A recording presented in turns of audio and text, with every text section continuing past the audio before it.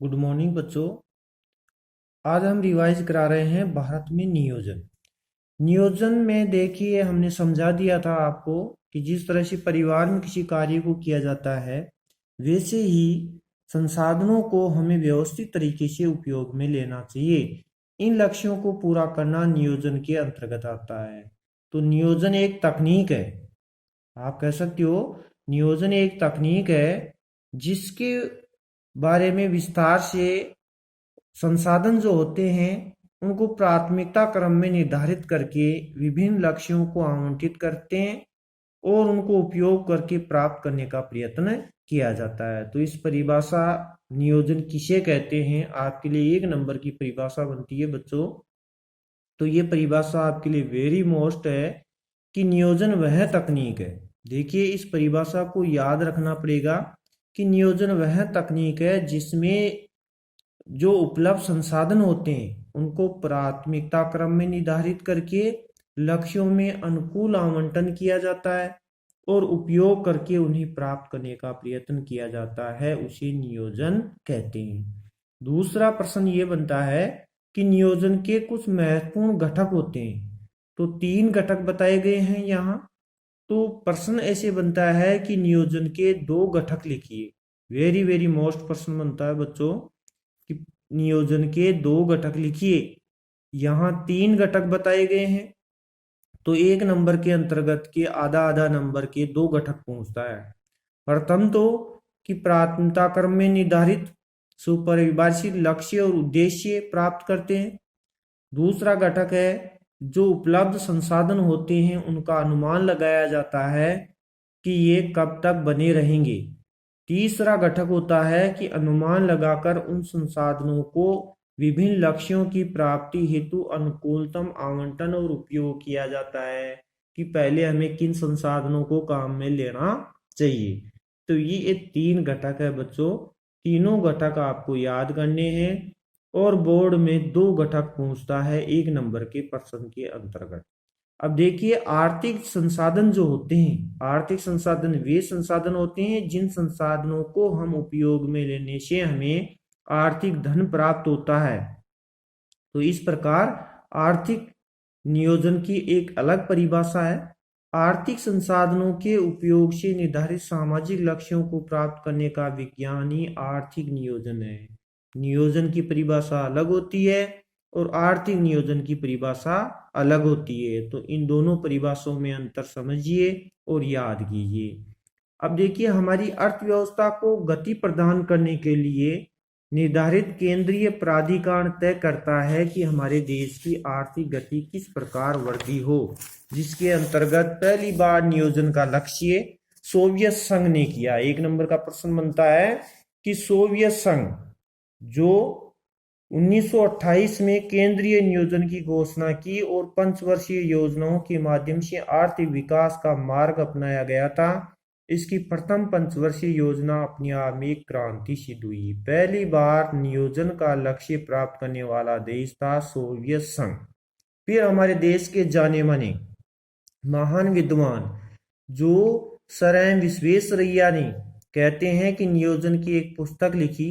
तो भारत ने भी प्रयास किया। बहुत से आर्थिक बुद्धिजीवियों ने 1930 से 1940 के दशक में भारत के विभिन्न विद्वानों ने नियोजन हेतु अनेक प्रस्ताव रखे।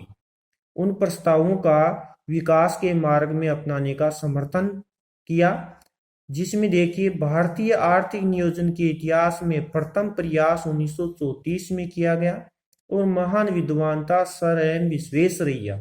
तो इसका नाम भी बार बार बोर्ड में पूछा जाता है कि भारत में आर्थिक नियोजन का प्रथम प्रयास किसने किया था। तो सर एम विश्वेश्वरैया ने। उसकी पुस्तक का क्या नाम था, यह भी एक प्रश्न आता है, जिसकी पुस्तक का नाम था प्लांट इकोनॉमी ऑफ इंडिया।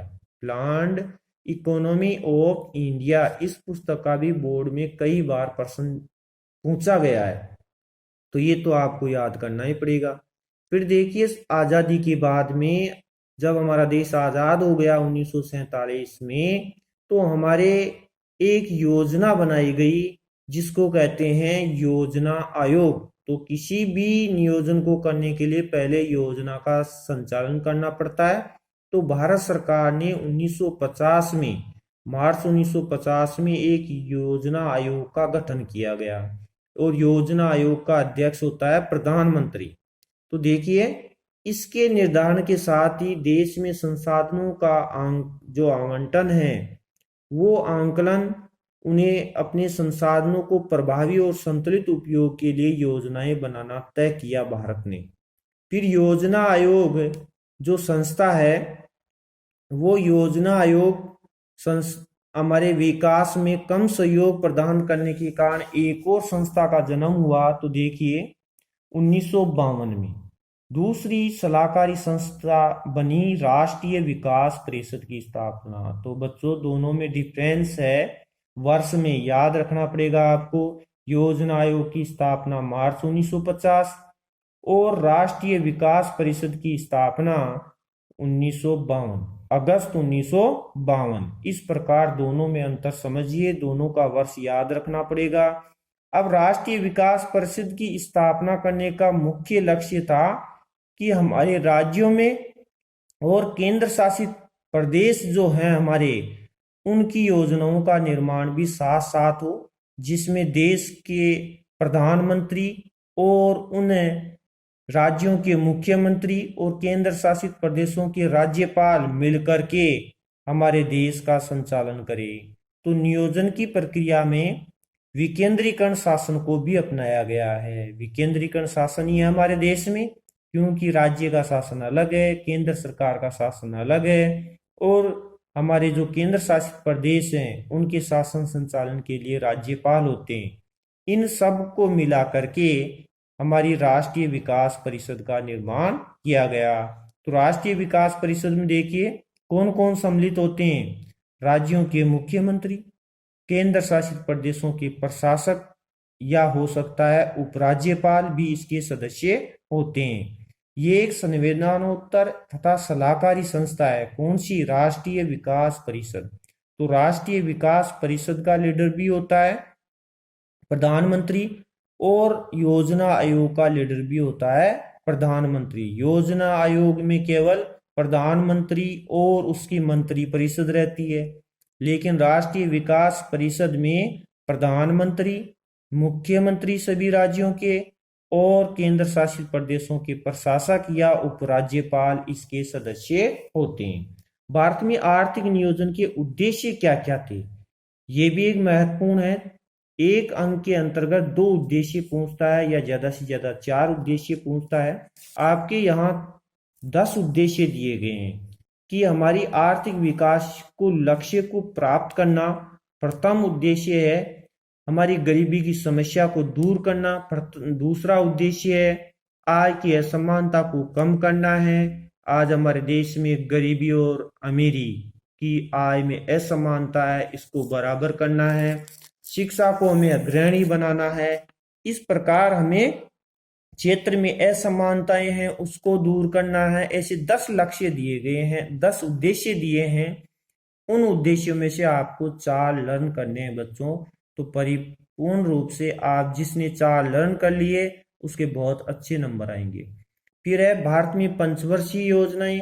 5 वर्ष की योजनाओं को संचालित करने वाली योजना को हम पंचवर्षीय योजना कहते हैं। हमारे भारत पाकिस्तान विभाजन से लगातार हमारे युद्ध हुए हैं भारत से, तो हमारी मूल्यवर्धी और साधनों को और अधिक से अधिक क्षति पहुंची है। देखिए, हमारा पहला युद्ध हुआ 1947 में पाकिस्तान के खिलाफ, फिर 1948 में हुआ, फिर 1965 में हुआ, फिर 1971 में हुआ, और फिर कारगिल युद्ध 1999 में हुआ। यह आपके तीसरी क्लास से लेकर के 6वीं 7वीं 8वीं तक इन युद्धों के बारे में सारी चर्चा दी गई होगी, आप जानते होंगे। तो हमारे यहाँ 5 वर्ष की योजनाओं के अलावा कुछ योजनाएं छोटी भी की गई है। देखिए, 1966 से 1969 के बीच 3 वार्षिक योजनाएं बनाई गई और इस अवधि को कहते हैं योजना अवकाश कहा जाता है। हमारे यहाँ 5 वर्षीय योजनाओं में पहले 1978 ईस्वी में ही समाप्त कर दी गई। पहली 5 वर्षीय योजनाओं को लंबा नहीं चलाया गया। 1978 में उसके समय को कम किया गया। तो 1978 से 1983 के लिए नवरत्न योजना, अनवर्त योजना प्रस्तुत की गई। ये भी एक अलग से दिया गया है कि अनवर्त योजना कैसे कहा गया है, अनवर्त योजना का अर्थ क्या होता है। तो किसी भी चालू योजना को निश्चित समय के अंतराल से पहले ही उसको अद्यतन या संपादित कर दिया जाता है, समाप्त कर दिया जाता है। और इसमें चालू योजना के लक्ष्य और आवंटन संसाधन होते हैं, उनकी समय अवधि को परिवर्तित करके उसको लोचलशीलता बनाया जाता है। तो ये आपके अनवर्त योजना की परिभाषा दी गई है कि अनवर्त योजना 1978 से 1983 तक बनाई गई थी। इसको एक महत्वपूर्ण माना गया है। फिर आपके पीछे एक सारणी दी गई है पंचवर्षीय योजनाएं। अब देखिए, पहली पंचवर्षीय योजना का वर्ष पूछ सकता है या 12वीं पंचवर्षीय योजना का लक्ष्य या उसका समय पूछ सकता है। तो आपको समय याद करना है पहली और 5वीं का, या बीच में भी किसी का समय पूछा जा सकता है। इसके लिए कोई ये नहीं है कि बीच की, जैसे मान लो पहली, दूसरी, तीसरी, चौथी, 5वीं, 6वीं, 7वीं, 8वीं और 9वीं और 10वीं पंचवर्षीय योजनाओं हैं, इनके समय को याद रखना है। एक नंबर के अंतर्गत इनका समय भी पूछा जाता है कि ये योजना कब तक चली। जैसे पिछली बार पूछा गया था 12वीं पंचवर्षीय योजना का समय क्या था, तो 1 अप्रैल 2012 से 31 मार्च 2017 तक की। अब 13वीं पंचवर्षीय योजना चली है तो तुम्हारे केवल इन 12 तक में से ही समय पूछेगा। अब नेक्स्ट देखिए, आपके दिया है नीति आयोग। देखिए नीति आयोग, इसका समय और इसका नाम बदल दिया गया है। कहते हैं कि जो योजना आयोग मार्च 1950 में योजनाओं को बनाने के लिए प्रधानमंत्री ने योजना आयोग निर्धारित किया था, संस्था बनाई थी जिसमें प्रधानमंत्री और उसकी मंत्रिपरिषद सम्मिलित है। तो वो मंत्रिमंडल, उन्होंने मिलकर के एक नया नाम रख दिया, जिसमें हमारे परम आदरणीय प्रधानमंत्री नरेंद्र मोदी ने 1 जनवरी 2015 को एक नया नाम रख दिया। योजना आयोग को ही बदल दिया, कहने का अर्थ उसके नाम को नीति आयोग कर दिया गया। तो इसके अध्यक्ष प्रधानमंत्री होता है। तो वर्तमान में भी प्रधानमंत्री कौन है? नरेंद्र मोदी है। तो नीति आयोग का अध्यक्ष भी कौन है? नरेंद्र मोदी। उसका साथ देने वाला उसका मंत्रिमंडल है, केंद्रीय मंत्रिमंडल। तो देखिए, इस प्रकार इसमें प्रश्न बनता है कि नीति आयोग की स्थापना कब हुई। एक प्रश्न ये, नीति आयोग के अध्यक्ष कौन है? माननीय श्री नरेंद्र मोदी। इस प्रकार इसमें नेक्स्ट प्रश्न बनता है कि भारत सरकार को इसे किस नाम से जाना जाता है? Think tank. नीति आयोग को किस नाम से जाना जाता है? तो ये एक भारत सरकार के लिए थिंक टैंक है। या प्रश्न ऐसे बन सकता है, थिंक टैंक किसको नाम दिया गया है? नीति आयोग का। नीति आयोग का दूसरा नाम क्या है? योजना आयोग। योजना आयोग का वर्तमान में क्या नाम रखा गया है? नीति आयोग। नीति आयोग के अध्यक्ष कौन है? तो मुख्य प्रधानमंत्री का नाम बताना पड़ता है। अभी प्रधानमंत्री श्री नरेंद्र मोदी है, तो उन्हीं का नाम बताना पड़ता है। अभी इसकी सुधार करने के लिए ये महत्वपूर्ण बताया गया है कि हमारे नीति जो आयोग है, इसकी रणनीति दीर्घकालीन और नीतियों और कार्यक्रमों के निर्माण के साथ साथ तकनीक सलाह भी प्रस्तान हमारे प्रधान दी गई है। तो इसमें कौन कौन से लोग सम्मिलित होते हैं, ये एक महत्वपूर्ण पूछा जाता है। सभी राज्यों के मुख्यमंत्री, केंद्र शासित राज्यों के उपराज्यपाल नीति आयोग के सदस्य हैं। और इनका लीडर कौन है? प्रधानमंत्री। तो पूछा जाता है नीति आयोग के सदस्य कौन होते हैं? प्रधानमंत्री, मुख्यमंत्री सभी राज्यों के, और केंद्र शासित राज्यों के उपराज्यपाल इसके सदस्य बनाए गए हैं, जो आने वाले समय के अनुसार योजनाओं को तैयार करते हैं। अब देखिए, एक महत्वपूर्ण परिवर्तन किया गया है कि हमारे नीति आयोग जो है एक सर्वश्रेष्ठ मंच होता है। इसमें सभी राज्यों के मुख्यमंत्री, देश का प्रधानमंत्री और केंद्र शासित प्रदेशों के उपराज्य मिलकर के देश के लिए एक मंच तैयार करते हैं नीति बनाने का लिए। तो ये एक सहकारी संघवाद को बढ़ावा देती है। संघवाद का मतलब ऐसी शासन व्यवस्था जिसमें राज्यों को मिलकर के शासन किया जाता है, उनसे सलाह ली जाती है, तो संघवाद को बढ़ावा देती है। आज इस नीति आयोग की स्थापना के मूल में दो केंद्र बताए गए हैं, एक टीम इंडिया हब और एक ज्ञान और नवाचार हब। इस प्रकार इसके दो केंद्र बताए गए हैं। टीम इंडिया जो है राज्य सरकारों को केंद्र सरकारों के साथ शामिल करती है, और हब जो दिया गया है ज्ञान और नवाचार हब, ये हमारे थिंक टैंक की क्षमताओं को मजबूत बनाता है, सोचने की क्षमता कि हमारे देश के जो शासन चलाते हैं उनकी सोचने समझने की शक्ति को बढ़ावा देते हैं। तो नीति आयोग सहयोगपूर्ण संघवाद को अधिक से अधिक आगे बढ़ाने की कोशिश करता है। इस प्रकार के प्रश्न बनते हैं बच्चों। तो आपको ये लर्न करने, बार बार रिवाइज करोगे तो अपने आप सब तक याद हो जाएंगे, और अगर बार बार नहीं पढ़ोगे तो ये याद नहीं रहेंगे। मैंने अधिकतर प्रश्नों को रिवाइज करवा दिया है जो बोर्ड में आने वाले प्रश्न है। नेक्स्ट देखिए, इसमें जो प्रश्न बोर्ड में आने वाले हैं वो आप स्वयं तय कीजिए। जैसे राष्ट्रीय आय हटा दिया गया है, सकल घरेलू उत्पाद हटा दिया गया है, जो आपके सिलेबस में मैंने चिन्हित कर दिए गए हैं पीछे, वही प्रश्न याद करने हैं। अब वर्क नहीं करना है बिल्कुल भी, आपको केवल लर्न करना है। जो प्रश्न समझ में नहीं आए आप किसी भी प्रकार से उसको चिन्ह लगा लीजिए, और उसको आप जैसे स्कूलें खुलेगी हम आपकी उस प्रॉब्लम्स को पूरी तरह से दूर कर देंगे। तो बच्चों अब आप रिवाइज कीजिए।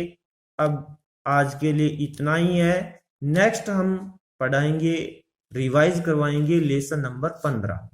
आपको वर्क नहीं करना है, केवल याद करना है, और मैंने जैसे जैसे पढ़ाया है वैसे वैसे प्रश्नों को पूरी तरह से तैयार करना है। धन्यवाद।